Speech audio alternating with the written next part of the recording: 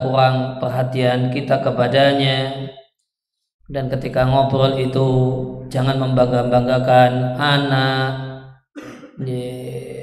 kemudian membangga-banggakan diri, kendaraan, dan sebagainya, atau termasuk membangga-banggakan istri saya sudah sekian.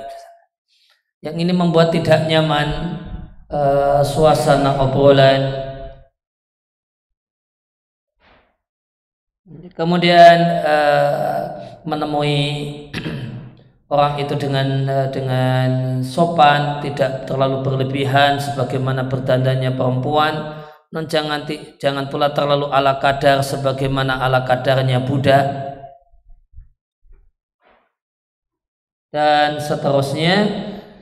Maka di kemudian poin selanjutnya adalah wala tujalis al sultan. Saran dari penulis Mukhtasar Minhajul Qasidin, jangan duduk mengakrab kepada penguasa. Fa in fa'alta, maka jika harus dilakukan, fahdhir adzunuba wal ghibata, maka waspadailah dosa dan gunjingan. Maka kalau tidak boleh tidak, kemudian duduk bersama orang-orang yang punya jabatan dengan status penguasa di satu daerah, satu negeri, satu negara, maka waspadailah dosa dan waspadailah gunjingan. Jadi dia akan ngajak berkunjing, membicarakan orang, waspadai. Wasun sirahu, boleh jadi dia akan cerita hal-hal yang bersifat privasi dan rahasia, maka jaga rahasianya. Kemudian kalau duduk bersama orang yang punya kekuasaan semacam ini, karena dia adalah seorang yang terhormat, seorang yang punya kedudukan yang tinggi, boleh jadi presiden, boleh jadi raja, boleh jadi gubernur, boleh jadi bupati dan semacam itu, wahdar al-muda'abata indahu, waspadailah guyonan bersamanya. Karena boleh jadi nanti guyonan tidak pada tempatnya, kita belum akrab, dan guyoni sebagaimana kita guyoni kawan sendiri, ini satu hal yang diletakkan tidak pada tempatnya. Ini kalau dengan penguasa pejabat cenderung standar formalitas, formal, apa yang disampaikan seperlunya, dan kalau beliau tidak ngajak guyon, ya kita tidak berani guyon. Dan di antara kesopanan, terlebih-lebih dengan orang yang terhormat, di antara bentuk kesopanan terlebih-lebih ketika kita duduk bersama orang yang terhormat adalah, namun ini berlaku umum, tidak hanya dengan penguasa namun juga dengan orang-orang yang lainnya, terutama orang yang selayaknya kita hormati dan kita hargai. Watahafat minal jusya, hati-hati dengan masalah bersendawa. Jangan bersendawa di depan orang, terutama orang yang semestinya kita hormati dan lebih kita hormati dan lebih kita hargai. Boleh jadi kalau sama konco dewi gitu, kemudian bersendawa, malah kemudian sambil senyum, warak, kenyang. Tapi kalau sama orang yang semestinya dihormati, pimpinan atau orang yang lebih tua atau orang yang baru kenal dan sebagainya, ya, maka hati-hati, upayakan untuk tidak bersendawa di hadapannya. Mau sendawa ditahan dulu, ditahan atau menjauh gitu. Demikian juga watakhallul, jangan cari selilit ketika bersama orang. Mungkin kalau sama teman sendiri, teman akrab, malah kemudian cari selilit, kemudian di ini, tidak apa-apa ya. Tapi kalau dengan orang yang selayaknya dihormati, dimuliakan, dan orang yang maka ini perlu dihindari. Ini selalu kegiatan cari selilit. Ya, meskipun rasanya ganjel, ya ditahan dulu. Nanti sampai kondisi memungkinkan. Kemudian masih berkaitan dengan masalah duduk bersama penguasa. Wa in qarabaka fahkun minhu ala hadar. Jika nampaknya penguasa itu ingin mendekatkanmu kepada dirinya, maka waspadalah. Jangan cepat berkesimpulan ini keberuntungan. Nampak salahnya dekat dengan orang gedean, orang punya kekuasaan. Dekat sama, atau semisal dengan jenderal adalah semisal dengan penguasa adalah orang-orang yang punya kaitan erat dengan mereka karena aparat, jenderal dan sebagainya. Maka jangan terburu-buru senang gitu. Wah, dekat dengan orang gedean, orang punya kekuasaan. Namun waspada dan hati-hati. Boleh jadi ada jebakan Batman kata orang. Wa idza starsala ilaika fala ta'man in qallabahu alaik. Maka jika dia larut dalam obrolan bersamamu, asik ngobrol, maka waspada. Tidak menutup kemungkinan dia itu mata-mata. Dia itu mata-mata. Jangan kemudian wah akrab. Terus 100% kemudian buka-bukaan, belak-belakan gitu. Siapa yang bisa menjamin? Ini bukan orang biasa ini. Kita bukan ngobrol sama apalagi di negeri-negeri yang sudah biasa itu ada banyak mata-mata, ada banyak ini. Maka dekat dengan orang gedean, dengan orang pejabat, dengan ini itu belum mesti maknanya satu hal yang belum tentu satu hal yang merupakan kabar gembira. Boleh jadi ini TO, ini target operasi. Sehingga maka beliau katakan wa in istarsala ilaika, jika dia larut ngobrol dengan dirimu tetap waspada, jangan larut ngobrol buka-bukaan. Fala ta'man inqilabahu alaik. Maka jangan merasa aman dia akan berubah sikap kepadamu. Ternyata setelah tahu rahasianya dia akan jadikan dirimu sebagai batu loncatan untuk menaikkan karirnya atau yang lain.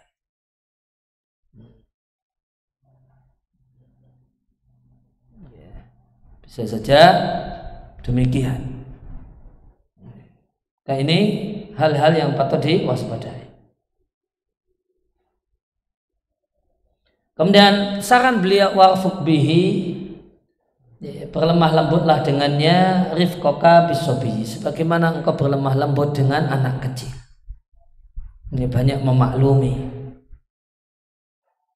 Wa kalimhu bima yashtahihi, kalau sama orang yang punya kuasa, yaitu hati-hati bicara, berbicaralah dengannya dengan hal-hal yang menyenangkannya. Namun waspadai dosa, misalnya bohong, sehingga asal bapak senang sehingga laporan yang dia dusta misalnya. Namun laporkan satu hal yang, ceritakan hal yang nyata, namun itu ambil pilih-pilih yang menyenangkannya.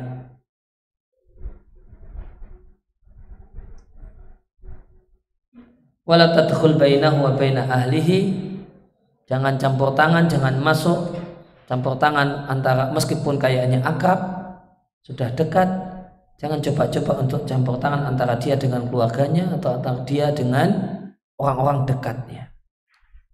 Itu pesan-pesan beliau di satu paragraf ini.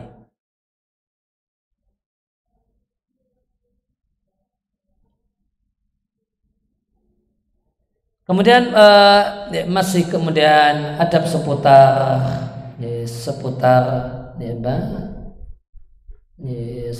berkawan atau seputar pergaulan. Dia sampaikan wa iyyaka wasatiqal afiyah.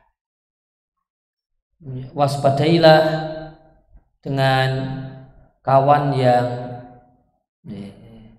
ini wallahu a'lam apa maknanya, namun mungkin maknanya adalah waspadailah kawan yang hanya jadi kawan ketika senang. Kawan yang dia dekat dengan kita dan mau dekat-dekat kalau kita punya duit, ketika kita makmur dan seterusnya. Namun kalau kita susah, kita sedang berada di bawah, dia menghilang. Kau waspadai kawan-kawan semacam ini, tandai dia. Tandai orang semacam ini. Maka kita tentu ingin berkawan itu dengan orang yang tulus dalam berkawan. Ya, senang ya dekat, ada susah ya mau bantu. Wala taj'al malaka akram min irdika. Satu pesan yang penting beliau sampaikan, janganlah engkau jadikan hartamu itu lebih berharga dibandingkan kehormatan. Jangan jadikan hartamu itu lebih berharga daripada kehormatanmu. Sewajarnya orang itu merasa kemudian hal-hal yang berkenaan dengan kehormatannya, harga dirinya itu lebih besar daripada, lebih mahal dan lebih penting daripada hartanya. Orang bisa mengeluarkan duit supaya menaikkan harga dirinya. Banyak orang korban supaya dia jadi orang yang terhormat. Ini normalnya orang demikian. Orang maju pilkada, buang-buang duit, itu supaya apa? Supaya menaikkan harga diri. Kenapa? Karena dia jadi bupati misalnya, dia jadi gubernur misalnya. Maka standarnya orang itu harga diri itu lebih mahal daripada harta. Orang bisa keluar di harta jor-joran, siap rugi, sebagiannya siap stres dan gila karena ternyata pilkada nggak tembus, demi meraih naiknya kehormatan dan harga diri.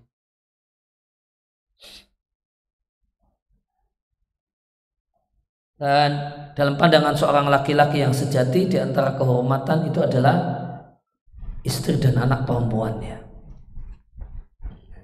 Istri dan anak perempuannya itu kehormatan seorang laki-laki.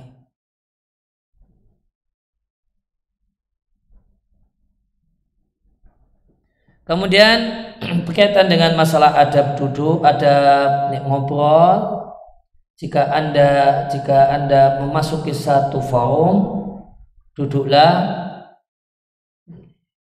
di tempat duduk yang itu lebih dekat kepada ketawaduan. Ya, tidak menuntut berada di depan, di jajaran orang-orang istimewa gitu. Padahal tidak diperuntukkan untuk kita. Namun cari duduk yang dengan duduk ini kita lebih dekat dengan ketawaduan, membersama yang lain. Ini mungkin bisa kita katakan saran pada orang-orang yang punya kedudukan untuk belajar tawadhu dan tidak menuntut saya harus di depan, saya harus dimuliakan, saya harus diistimewakan dan seterusnya. Demikian juga di antara hal, dan ini adalah larangan Nabi pada dasarnya, jangan duduk di pinggir jalan. Nabi bolehkan duduk di pinggir jalan, syaratnya banyak. yang Nabi sebut dengan menunaikan hak jalan. Di antara hak jalan ya jika ada orang yang tanya bingung alamat, jawab. Itu di antara hak jalan. Hak jalan yang wajib ditunaikan oleh orang yang memilih untuk tetap duduk di pinggir jalan. Di antaranya adalah tidak ganggu orang. Di antara bentuk ganggu orang itu adalah gunjing dan ngerasani orang lewat. Biasanya kalau duduk di pinggir jalan, orang lewat itu jadi sumber inspirasi untuk dijadikan sebagai bahan gunjingan. Si fulan lewat, fulan itu begitu fulan lewat terus ada inspirasi untuk ngomongin fulan. Nah, harus punya kemampuan demikian. Kalau tidak punya kemampuan demikian, ada orang lewat itu jadikan sebagai bahan obrolan, sebagai bahan gunjingan, berarti tidak memenuhi syarat untuk duduk di pinggir jalan. Pinggir jalan di situ ya tempat orang lalu lalang, tidak harus jalan besar.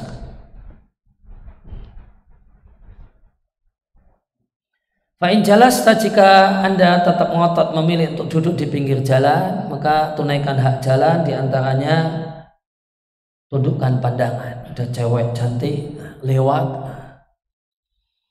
dan demikian juga diantara tundukkan pandangan itu ini tergolong adalah menundukkan pandangan dari kemewahan dunia.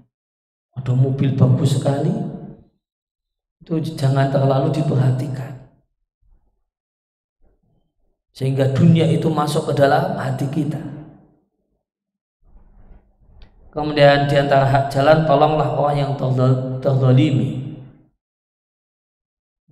Ada orang yang berbuat kezaliman, dilihat kita karena kita di pinggir jalan, ada tugas untuk membela orang yang terzalimi. Wa arsid ad-dal, bimbing orang yang bingung. Orang yang bingung cari jalan muter-muter, minta petunjuk, tidak boleh disesatkan.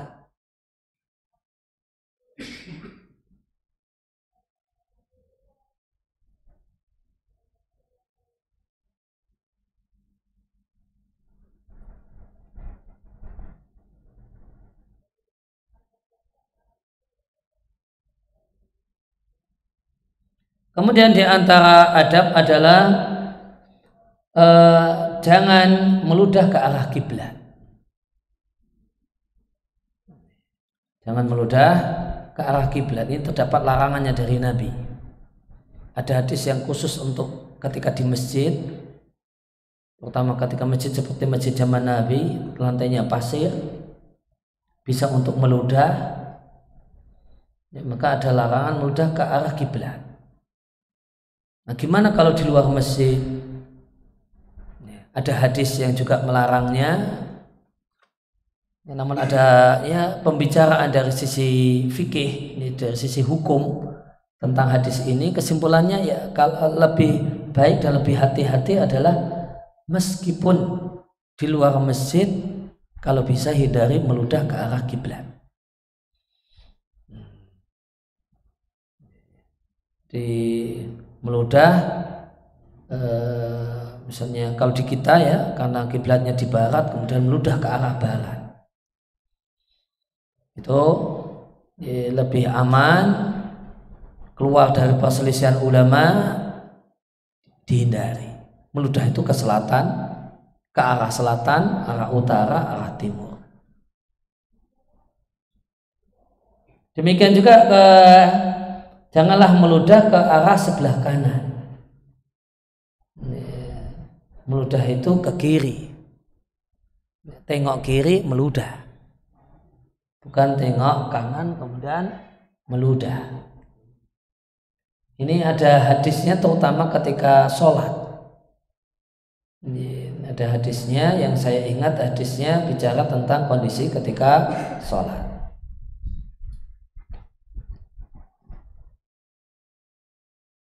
Intinya seorang muslim perlu punya adab dalam meludah. Di antaranya sejumlah adab yang tadi disampaikan, demikian juga Jangan meludah sembarang tempat sehingga di mana-mana ada titik-titik ludah. Itu bikin orang di sekitar kita menjadi jijik. Meludah itu ya di kamar mandi atau misalnya di tempat wudhu, itu pun semestinya disiram. Atau meludah itu di tempat yang berdebu dan berpasir. Setelah meludah kemudian ditutup dengan menggunakan debu yang ada di sekitarnya atau pasir yang ada di sekitarnya.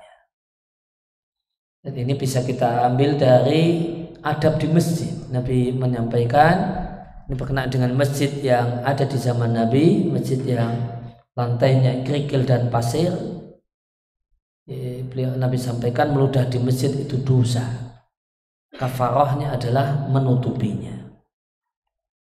Maka meludah itu menjijikkan. Lihat ludah orang itu bikin normalnya orang jijik. Solusinya tutupi ludah yang kita keluarkan dengan debu yang ada di sampingnya atau tanah atau pasir, sehingga tidak membuat jijik. Dan seorang muslim semestinya tidak melakukan tindakan-tindakan yang bikin jijik orang-orang di sekitarnya, karena ini termasuk mengganggu dan menyakiti orang lain. Dan al-muslimu man salimal muslimuna min lisanihi wa yadihi. Muslim yang baik itu tidak mengganggu yang lainnya, baik dengan lisannya, lidahnya, air ludahnya, ataupun dengan tangannya. Ya, maka idealnya meludah itu ke arah sebelah kiri dan di bawah telapak kaki kiri, berarti ditutupi ya. Kalau nggak ditutupi pakai telapak kaki kiri ya berarti ditutupi pakai debu yang ada di sekitaran itu.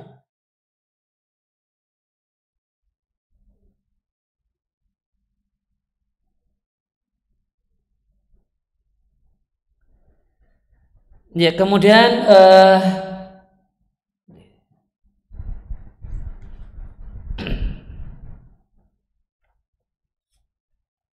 ya, disampaikan waspadalah duduk bersama dengan al-awam. Orang awam di sini ya bisa kita katakan orang yang tidak berpendidikan. Yang orang yang tidak berpendidikan itu cenderung ya karena tidak berpendidikan, ya, maka gaya berpikirnya, sikapnya lain. Maka beliau katakan waspadailah duduk bersama orang-orang ya, orang awam, orang-orang yang tidak berpendidikan, nggak berpendidikan agama, nggak pernah ngaji, atau nggak berpendidikan sekolah. Kemudian beliau katakan, namun jika perlu dilakukan ada syaratnya. Ya, karena mau tidak mau harus duduk bersama mereka karena jadwal ronda atau kerja bakti kampung gitu. Maka ada syaratnya. Yang pertama, fa'in fa'alta, jika engkau merasa perlu atau kondisi mengharuskan duduk bersama orang-orang yang tidak berpendidikan dari sisi agama ataupun berpendidikan secara umum, maka Anda berkewajiban untuk pura-pura tidak tahu dengan apa yang terjadi berupa jeleknya perilaku mereka. Nah, orang awam itu guyonannya cenderung saru, gurunya itu ejek-ejekan, olok-olokan gitu. Obrolannya itu sukanya nyerempet-nyerempet. Itu gaya ngomong orang yang tidak berpendidikan. Dikit-dikit hewan kaki empat, nah, itu manggil temennya aja demikian.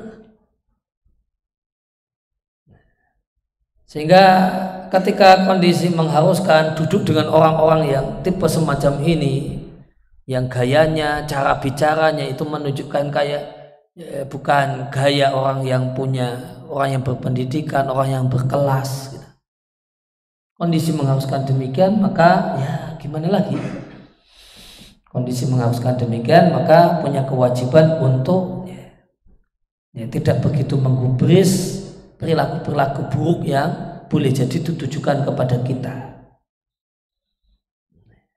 Kemudian yang kedua, talqul khawdi fi hadithihim, jangan ikut larut dalam obrolan mereka. Yang seringkali obrolannya itu obrolan yang tidak bermanfaat atau cenderung berbahaya, cenderung sonok, cenderung buruk lah. Kalau bisa ya mengendalikan pembicaraan. Kalau tidak bisa mengendalikan pembicaraan, ya jangan terlalu larut dengan obrolan mereka yang cenderung tidak bermanfaat. Kemudian poin terakhir di pembahasan tentang adab mujalasah, adab duduk atau adab bergaul secara umum, waspadailah terlalu banyak sendau gurau, guyon yang kebanyakan.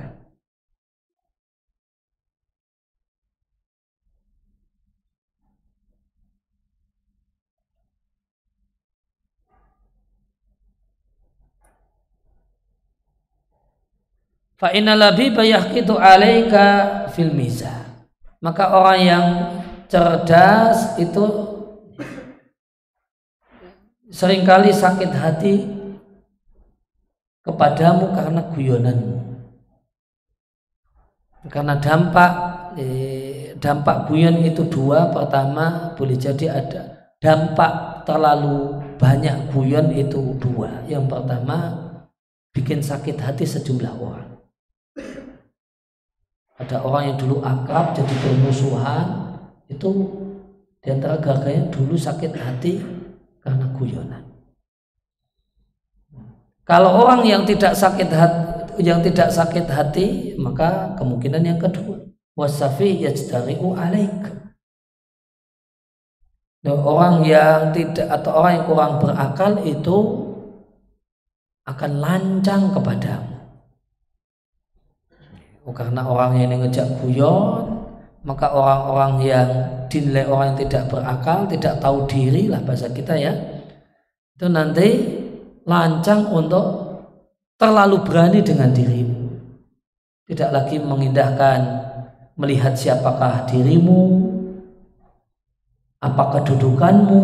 Nah, ini orang-orang yang tidak tahu diri. Itu dampak guyon berlebihan.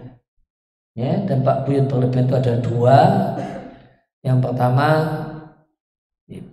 ada bikin sakit hati orang yang sakit hati. Gara-gara sakit hati hubungan jadi renggang, kawan akrab jadi bermusuhan. Yang kedua, ada orang-orang yang tidak tahu diri. Ketika seorang yang punya kedudukan, punya kehormatan itu ngajak dia guyon dan guyonnya berlebihan, nah ini jadi lancang, tidak punya hormat. Kata orang Jawa, dikai hati ogoh lempelor. Dikasih guyonan supaya mengakrabi malah kurang ajar.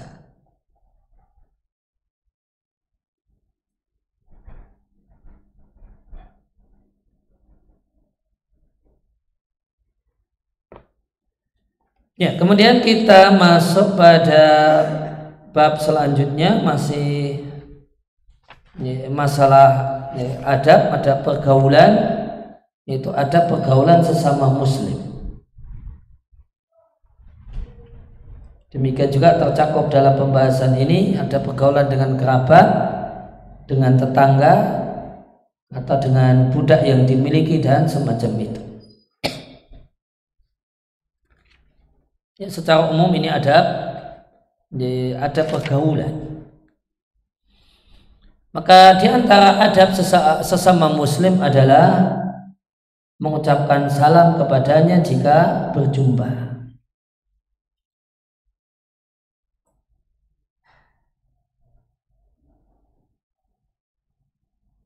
kemudian mendatangi undangannya, dan ini hukumnya wajib jika undangan tersebut undangan di pesta pernikahan atau walimatul urs, dengan catatan kita memang mampu untuk datang dan memungkinkan untuk datang karena dekat dan mungkin di hari libur dan semacam itu. Kalau undangan selain, terutama undangan makan selain walimatul urs, hukum datang adalah hukumnya dianjurkan, tidak wajib. Ada acara makan bareng, traktir, yuk nyate ini Idul Adha misalnya, nanti malam diundang, nyate tempat saya misalnya, maka hukum mendatangi undangan untuk undangan makan, terutama undangan makan selain walimatul urs, hukumnya dianjurkan. Kemudian di antara hak sama muslim, ini ada di hadisnya, mendoakannya ketika dia bersin dan membaca alhamdulillah.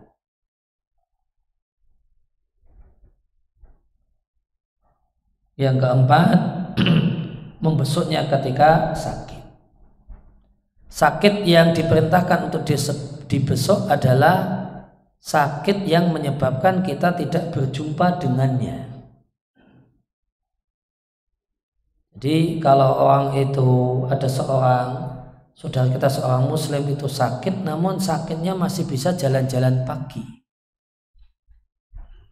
kemudian kita bisa ketemu dan papasan saat kita juga olahraga pagi,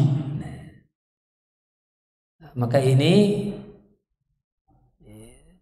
sakit yang tidak diperintahkan untuk membesuknya. Sakit yang diperintahkan untuk dibesuk adalah sakit yang menyebabkan kita tidak berjumpa dengannya karena dia sakit. Jadi sakit yang menyebabkan, dalam bahasa kita, sakit yang menyebabkan dia opnam di rumah sakit, atau sakit yang menyebabkan dia harus berdiam diri di dalam rumah, nggak keluar-keluar. Kemudian mengiring dan mengantar jenazahnya ke pemakaman jika dia meninggal dunia. Ini 5 hak sesama muslim yang Nabi sebutkan di satu rangkaian hadis. Hak yang keenam adalah juga dalam hadis yang sama, memberi nasihat dan saran jika dia meminta.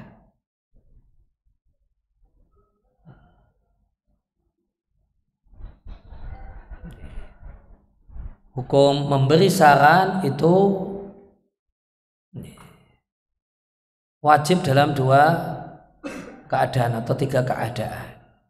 Yang pertama, jika dia minta. Jadi ini saran umum dan kita meminta dan kita punya ilmunya. Kita punya ilmunya. Saya ingin beli laptop. Laptop apa yang cocok untuk saya? Kebutuhan saya begini. Tolong beri saya saran. Dan kita punya ilmu tentang dunia laptop. Nah, maka wajib ngasih saran. Oh, laptop jenis ini saja, kalau kebutuhannya seperti ini, spek semacam ini sudah cukup dengan harga sekian, ya, dengan budget sekian. Tidak boleh diem kalau ada orang minta saran dan kita punya ilmu. Saya ingin dandan rumah perlu tukang, mohon saran tukang yang ada yang bagus di daerah sini dan kita punya ilmunya, maka wajib memberinya saran. Oh, tukang yang bagus sana itu, tapi yang ngantri, ini perlu booking, beliaunya lagi sibuk atau tidak. Kemudian yang kedua,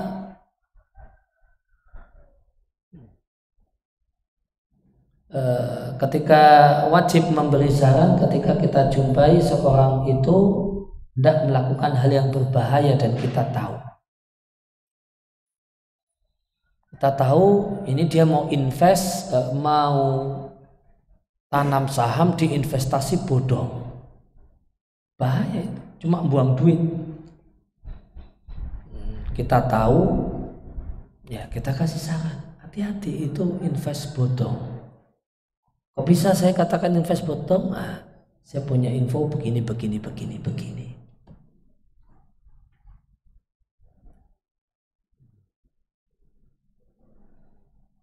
Karena jadi satu hal yang berbahaya. Yang ketiga, ya saran, nasihat ketika kita tahu saudara kita melakukan maksiat. Ini memberi saran yang hukumnya wajib. Kalau selain hal tersebut, memberi saran hukumnya sunnah, dianjurkan. Ada orang yang mau melakukan satu kegiatan, kegiatannya tidak berbahaya, tidak merugikan, namun misalnya kalau ini dalam dunia bisnis untungnya kurang besar atau caranya kurang bagus, itu bukan maksiat dan bukan hal yang membahayakan, cuma kurang bagus, maka dianjurkan kita untuk ngasih saran, tapi tidak wajib. Wajib itu kalau dia mau melakukan hal yang bikin dia celaka, atau dia melakukan maksiat, atau dia minta. Nah ini ada di satu hadis. Kemudian sama muslim yang lain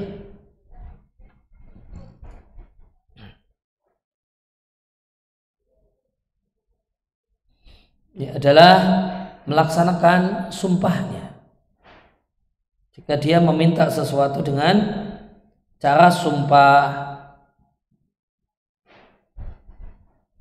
ini dasarnya hadis Bukhari. Rasulullah Sallallahu Alaihi Wasallam memerintahkan kami untuk melakukan 7 hal. Salah satunya adalah melaksanakan permintaan orang yang dia meminta kita dengan sumpah. Mungkin ini bukan satu hal yang familiar biasa di masyarakat kita. Ya, ada seorang itu bisa sungguh-sungguh untuk bersumpah, sungguh-sungguh untuk meminta sesuatu. Misalnya dia mengatakan, wallahi tolong mas mampir rumah saya senang, saya pingin jenengan mampir ke rumah saya. Dan dia pakai sumpah wallahi. Nih kalau sumpah semacam ini, permintaan semacam ini, jika kita tidak kabulkan, kita diminta untuk mampir, kita tidak kabulkan, orang tersebut wajib bayar kafarah sumpah. Nah supaya dia tidak terkena kewajiban bayar kafarah sumpah, di antara amal kebajikan adalah kita penuhi permintaannya. Kita penuhi permintaannya. Dan memenuhi permintaannya ini satu hal yang diperintahkan oleh Nabi, selama permintaannya itu bukan maksiat dan bukan satu hal yang berbahaya bagi kita. Mampir ke rumahnya tidak membahayakan kita, ya, maka mampir. Tapi kalau mampir ke rumahnya itu membahayakan kita, kita nanti akan ketinggalan kereta api atau kita akan ketinggalan pesawat. Ya, dengan berat hati maaf, meskipun pakai sumpah saya tidak bisa mampir. Yang dengan itu kita membuat orang tersebut wajib bayar kafarah sumpah.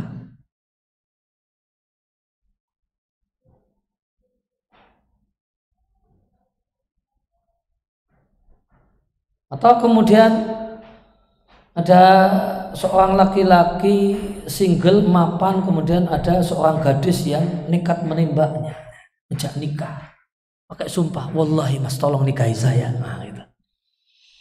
Nah ini waduh kok ditembak perempuan ini. Maka pada dasarnya ya kalau kira-kira itu tidak merugikan, berarti ya diperintahkan untuk menikahinya gitu. Kira-kira ini belum punya rasa tapi kayaknya mungkin bisalah jadi cinta gitu. Maka ini maka satu hal yang baik jika memenuhi permintaannya.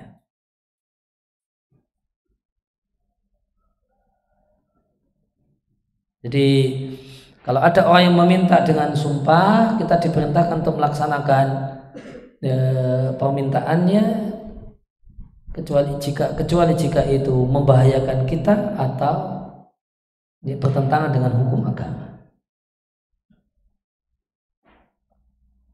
Demikian juga di antara hak sama muslim adalah menjaganya atau menjaga rahasianya bidhahril ghaibi ketika orangnya tidak ada, idza bahkan orangnya pergi. Di antara hak sama muslim adalah menjaga nama baik saudara kita dan tidak menggunjingnya, tidak membongkar aibnya dan tidak menyebarluaskan rahasianya.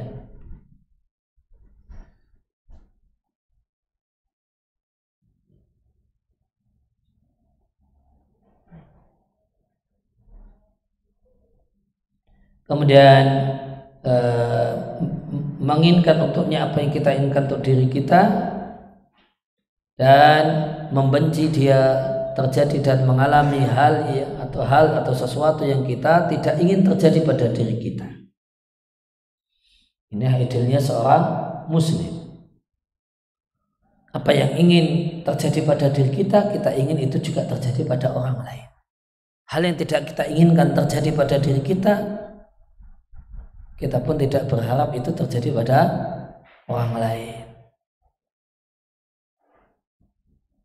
Maka kita menginginkan kebaikan untuk orang lain.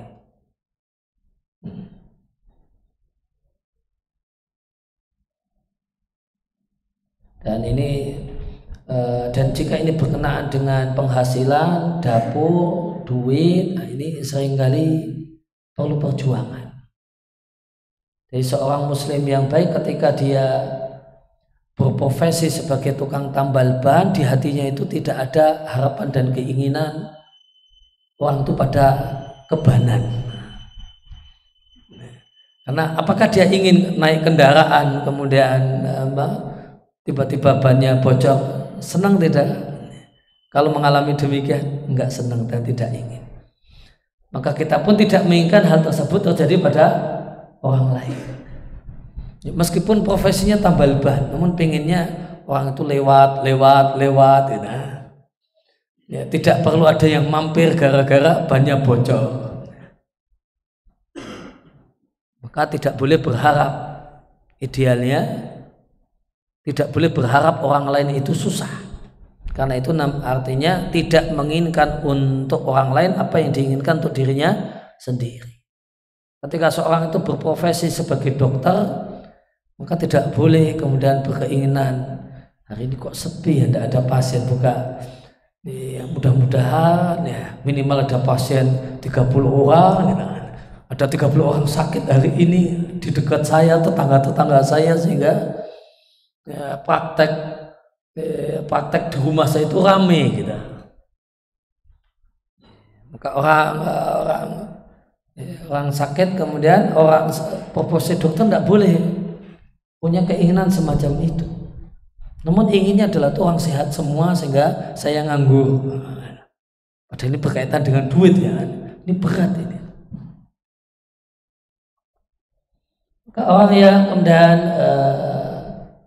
orang yang punya profesi sebagai dokter, orang yang punya rumah sakit, sebagai apoteker, pemilik apotek, ini tidak boleh punya keinginan orang pada sakit.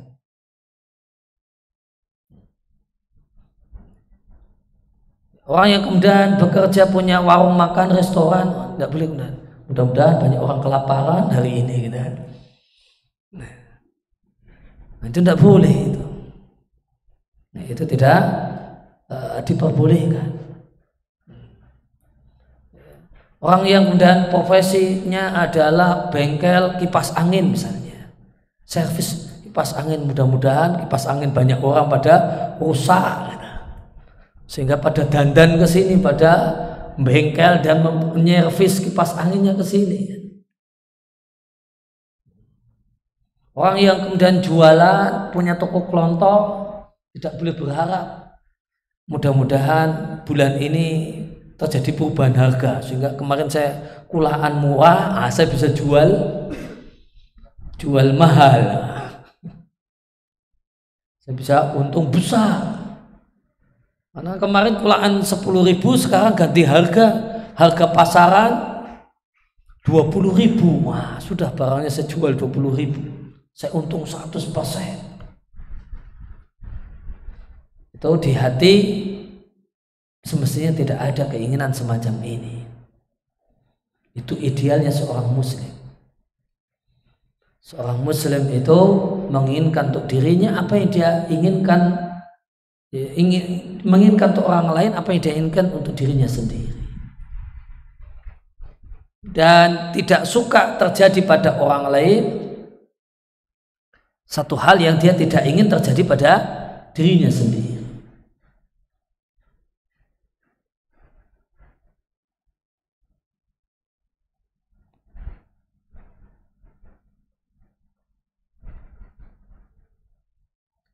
Dan semua poin-poin ini ada dalilnya di hadis.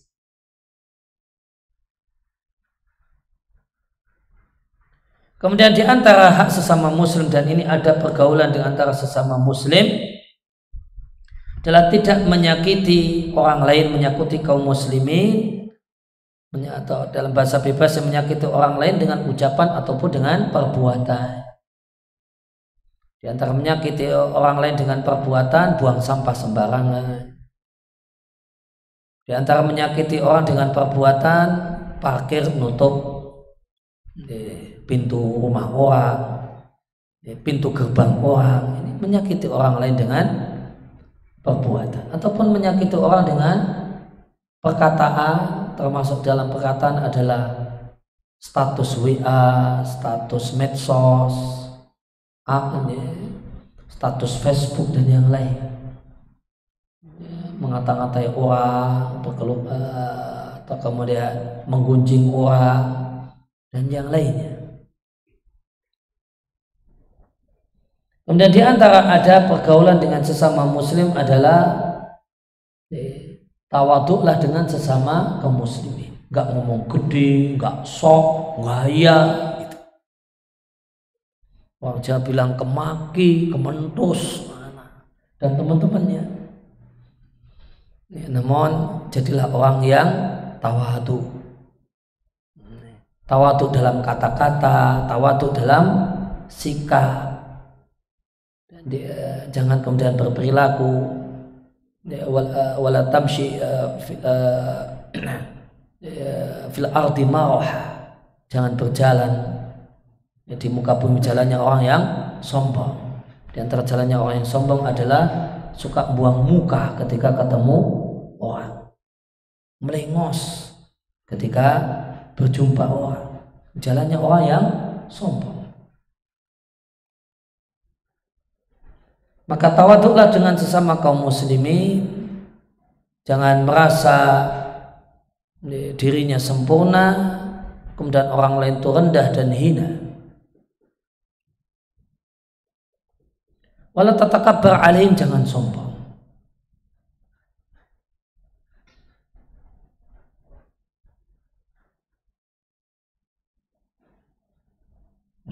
Kemudian di antara akhlak yang indah,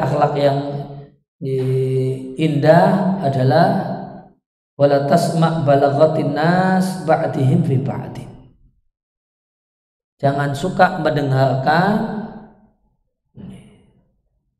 komentar-komentar orang satu orang dengan yang lain. Komentar, mendengarnya, membacanya itu kalau idealnya jauhi. Ada orang A ngomongin B ngomongin A. Sebagian orang punya penyakit kepo sehingga suka mendengar hal-hal semacam ini. Apa ucapan A tentang B dan apa komentar B tentang A. Penasaran, ada apa sih? Gitu. Ada apa sih? Gitu. Sehingga akhirnya kita mendengar menyimak, membaca A tentang B, B tentang A. Nah, mendengarnya itu jelek, suka. Kalau itu jadi, kalau kebetulan dengar beda dengan suka dengar. Dan lebih jelek lagi kalau kemudian ikut terlibat, ikut menyampaikan. Lanjutannya, wala tuballigh ba'dahum ma tasma' min ba'di. Jangan sampaikan kepada A apa yang kau dengar tentang ucapan B terkait A. Maka jadinya namanya adu domba. Pernah duduk sama B, dengar komentar B tentang orang, tentang si A, kemudian laporkan kepada si A. Jadinya adu domba. Nah, supaya kita tidak menjadi pelaku dosa besar adu domba, maka diawali dengan jangan suka dengar, dengan jangan suka kepo, itu asik ngomongin siapa sih. Kemudian duduk sama B itu asik ngomongin siapa sih. Kemudian di antara hak dan di antara adab dan rambu-rambu dalam pergaulan, maka ya namanya orang bergaul tidak lepas dari jengkel. Namanya orang yang bergaul dengan sesama manusia itu tidak lepas dari jengkel. Oleh karena itu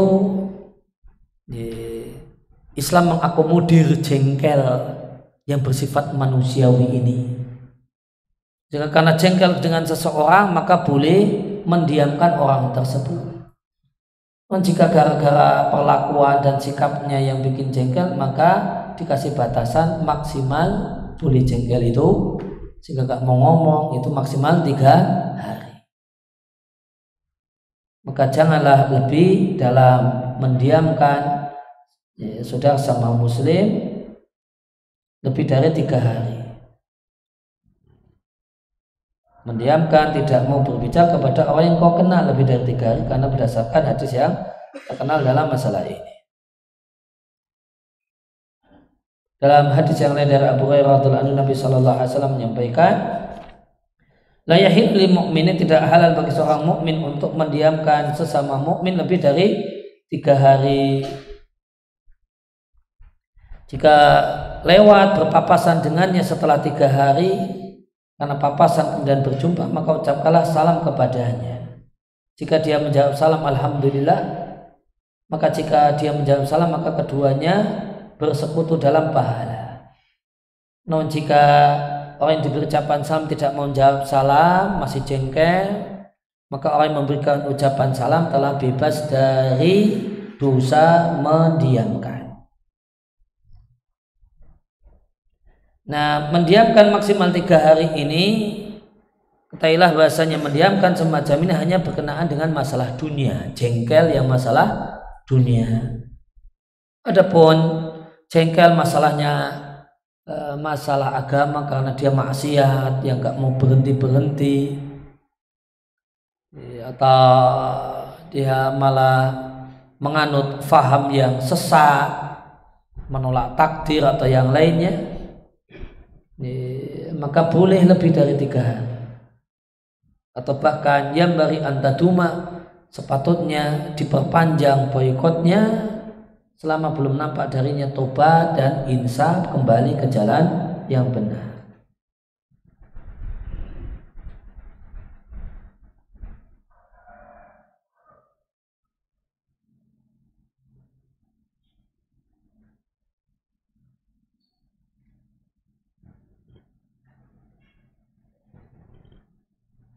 Ya, demikian yang kita bahas di kesempatan kali ini. Wassallallahu ala nabiyina Muhammadin wa ala alihi wa sahbihi wa sallam wa akhir da'wana alhamdulillahi rabbil alamin. Silakan jika ada pertanyaan.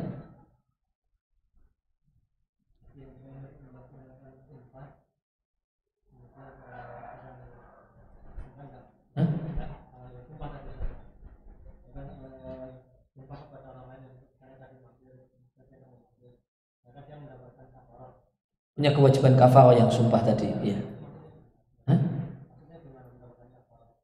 Punya kewajiban bayar kafarah sumpah, karena kan dia sumpah. Demi Allah, ya kafarahnya ngasih makan 10 orang miskin, ngasih pakaian penutup aurat 10 orang miskin. Jika ini tidak mampu, puasa 3 hari. Jadi ini pengen sekali supaya Mas Siddiq mampir ke rumah saya. Wallahi, misalnya, wallahi Mas Siddiq mampir. Saya pengen mampir, merasa bangga kalau jenengan mampir. Tapi ternyata dia tidak mau mampir. Kalau yang mengucap ini punya kewajiban untuk ngasih makan 10 orang miskin atau pakaian penutup aurat 10 orang miskin. Jika tidak mampu, puasa 3 hari. Dan dianjurkan berturut-turut. Enggak, Pak?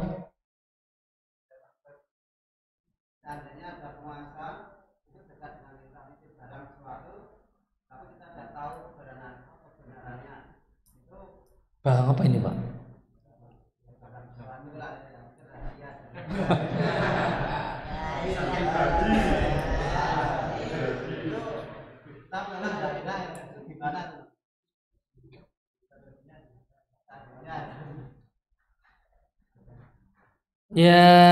Ya, maka barangnya apa dulu? Barangnya kalau itu bermasalah, khawatir kita punya imbas, gara-gara itu kita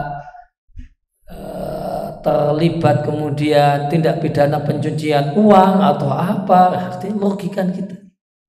Maka mau tidak mau ya kita harus menyelamatkan diri sendiri sebelum menyelamatkan orang lain. Jangan jadi lilin menyelamatkan orang lain mencelakai diri sendiri. Ya, kalau memang itu kita khawatir ini berbahaya, ini penguasa ini korupsi, terus ini dititipkan ke saya, gitu. Pakai pinjam atas nama saya, padahal itu hasil korupsi misalnya.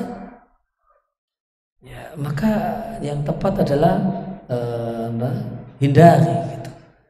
Jangan pekewo di sini karena ini masalahnya masalah hal yang bahaya. Tapi kalau kita memang kenal dekat dan memang kita tahu dia orang baik dan titip sesuatu yang perlu dan penting dan tidak membahayakan kita, ya cuma merepotkan kita, ya, terima saja, tidak masalah. Tapi kalau itu berbahaya, ya, maka ya, jangan coba-coba main api, ya. Nanti kebakar. Ya. Ada yang lain? Satu lagi mungkin? Ya. Ada 2, ya. Enggak, Mas. Berkaitan dengan jalan tadi, Pak. Misalnya rumah kita di pinggir jalan. Oh iya. Di teras. Ada orang tanya, tapi dia kurang sopan. Misalnya masih pakai helm, motor masih hidup, terus kita bilang tidak tahu. Tidak boleh. Iya. kita tidak menunaikan hak jalan jadinya. Nah, sehingga tadi kan kewajiban hak jalan itu ngasih tahu kalau ada orang yang bingung, orang yang tersesat, orang yang cari alamat, itu hak jalan. Itu resiko kalau kita duduk di teras, supaya nggak kena resiko duduk di dalam.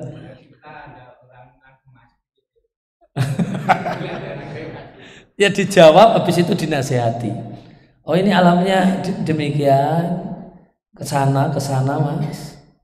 Ya, tapi jenengan tuh kurang sopan Mas, besok lagi helmnya dilepas Mas, turun dari motor gitu.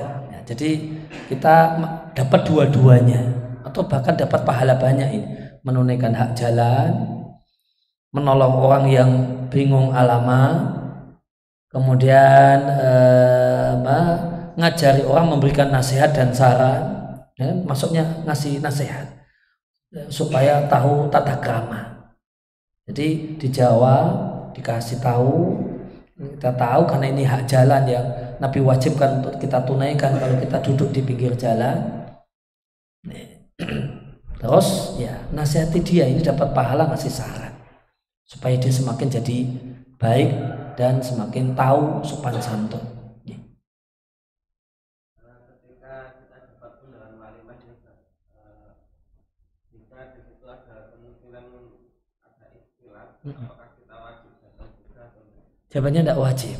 Kalau di situ ada hal yang nilainya maksiat dan itu jadi acara resmi dan memang dikondisikan oleh yang punya acara, maka kita tidak wajib datang.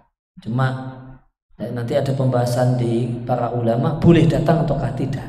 Itu saja, bolehnya saja jadi pembahasan. Tapi kalau wajib jelas gugur, jelas hilang kalau itu acara resmi dari pihak penyelenggara. Tapi kalau acara yang tidak resmi dari pihak penyelenggara, ya maka ya itu tidak menghalangi kewajiban kita untuk datang. Jadi pesertanya yang datang itu misalnya tidak pakai jilbab, itu kan bukan acara ini. Kita ketemu di parkiran, itu kan bukan acara resmi penyelenggara, itu orangnya. Dan maksiat ini orang yang datang, bukan penyelenggaranya yang salah. Ya, maka tetap wajib datang. Ya, demikian yang kita kesempatan kali ini. Terima kasih atas kehadiran dan perhatiannya. Mohon maaf atas segala kekurangan. Kita akhiri dengan kafaratul majlis. Subhanakallahumma wa bihamdika asyhadu an la ilaha illa anta astaghfiruka wa atubu ilaik. Wassalamualaikum warahmatullahi wabarakatuh.